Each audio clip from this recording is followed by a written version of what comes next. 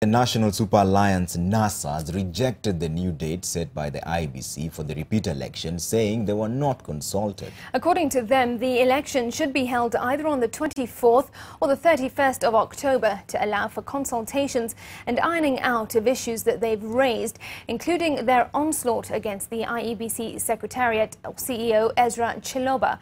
Kennedy Mureithi reports. The new election date announced by the IEBC has started generating heat within the political circles as the opposition outfit NASA rejects it. After a day-long meeting on Monday, the IEBC set the 17th day of October as the new date, but the opposition says it was not done in consultation with stakeholders, that is, the political players. It is Jubilee which therefore decided on the date, not the Electoral Commission. It put to question the independence of the Electoral Commission. You don't need Jubilee's Pythagoras theorem to decipher that Matiang'i says in the morning that he wants elections on 17th, and in the afternoon IEBC says the elections will be on 17th. I'm sure you can add it up and know who is standing behind the curtain and pressing the buttons. On Monday, in proposing the 17th October date, Education CS Fred Matiang'i said pushing it further would upset the examinations calendar, both for continuing students and candidates. But NASA says that is not a serious concern. They have proposed either the 24th or 31st of October. This excuse by Matiang'i that, in order not to delay the exams and so on, well, the students are just going home for holidays.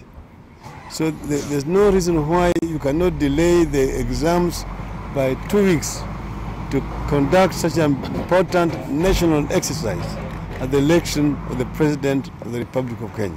The latest statement by the National Super Alliance now opens a new battlefront between them and the IEBC, as they insist that it is only consulting one side of the political divide. We are not ready to participate in elections on the 17th of October without legal and constitutional guarantees, because you could not do a mistake twice and expect to get different results.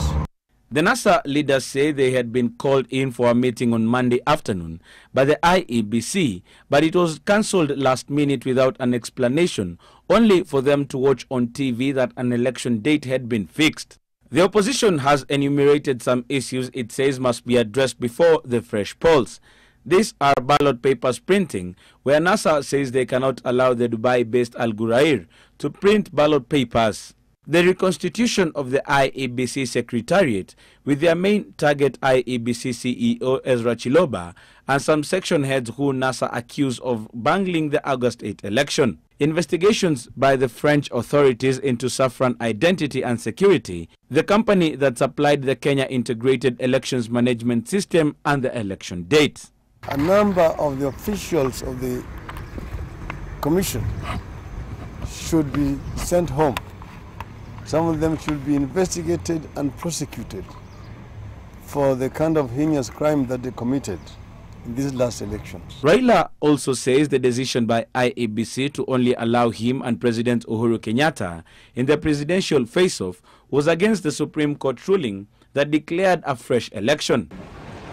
They claim IEBC's interpretation of the ruling based on the 2013 Supreme Court verdict, stating that only the petitioner and the respondent will be involved in a fresh elections, is fallacious. This is not a runoff. This is a repeat of a presidential elections, because what happened was nullified by the court order. The IEBC should have looked at the provisions of Article 140, all right? And not to look at the 2013 judgment. And you know the Constitution, it says that it is supreme. And anything else, including judgments of 2013 that are inconsistent with the express provisions of the Constitution, are void to the extent of that inconsistency. Kennedy Mureithi, NTV, at the Wilson Airport.